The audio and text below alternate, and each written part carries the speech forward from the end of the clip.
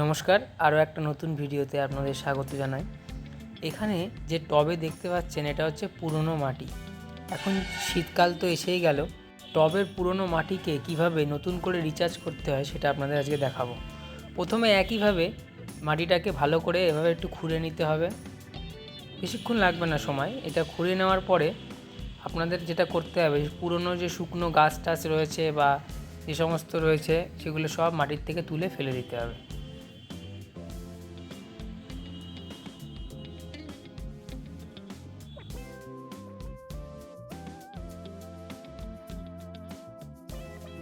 একটু চেষ্টা করবেন সবসময় টবের যেন অন্তত 1-2 ফিট কি 2.5 ফুট অবধি আপনারা একটু ভালো করে খুঁড়ে দিতে পারেন। এইগুলো হচ্ছে আমার 12 ইঞ্চি সাইজের টব। এইভাবে খুঁড়ে উপরের যে শুকনো ঘাস টাস রয়েছে, গাছ টাছগুলো রয়েছে, আগাছা, সেগুলো ফেলে দিতে হবে। প্রথমে আমরা যেটা ইউজ করব সেটা হচ্ছে কলি চুন। কেন এটা ব্যবহার করব? এটা ব্যবহার করলে মাটির ভেতরে যে সমস্ত রোগ জীবাণু বা রয়েছে সেগুলো মোটামুটি অনেকটা পরিমাণে মারা যাবে এবং মাটিটা গাছের বৃদ্ধির জন্য উপযোগী হয়ে উঠবে।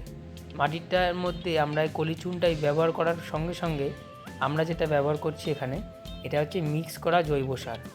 এর ভিতরে ভার্মি কম্পোস্ট, নিম খোল, শিং চাচা, হাড়ের গুঁড়ো আর সর্ষের খোল আর বাদাম খোল সব গুঁড়ো করে মেশানো আছে। প্রত্যেকটা এক ভাগ দেওয়া আছে আর ঠিক তার ডবল পরিমাণ দেওয়া রয়েছে ভার্মি কম্পোস্ট। এটা মিশিয়ে আমরা ভালো করে মাটির সাথে মিশিয়ে দেবো।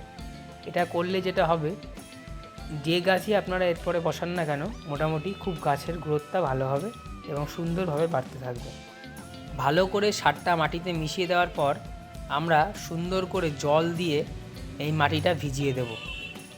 জল একটু বেশি পরিমাণে দেবেন যাতে মাটিটা জলের তলায় অনেক ডুবে যায় প্রথম দিকে। এটা করার পরে এই মাটিটাকে আপনারা 7 দিনের জন্য এইভাবে রেখে দেবেন। সারটা মাটির সাথে পুরোপুরিভাবে মিশে যাবে।